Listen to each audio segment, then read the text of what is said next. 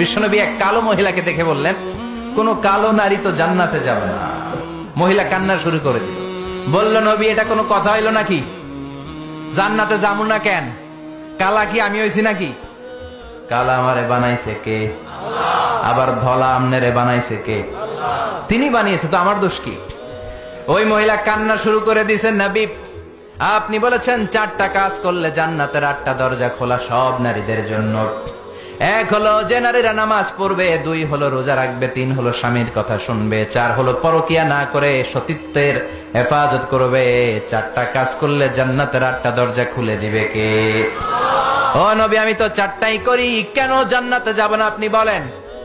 বেজায় কান্না, কান্না করতে করতে মহিলা অস্থির বিশ্ব নিয়ে বললেন, থামো, আরে এত কেঁদো না, কেঁদো না, আমি তো মজা করছি। কি করছি?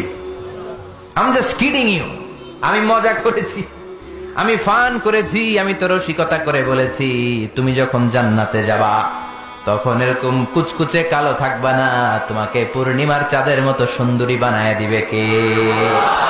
বিশ্ব সুন্দরী হয়ে হুরদেরকে ফেল করে তোমার রূপের ঝলকানিতে হুরেরাও ফেল, সুবহানাল্লাহ, এরকম সুন্দরী হয়ে যাবা। This is the sense of fun. বিষ্ণুনবী কিন্তু মাঝে মাঝে এরকম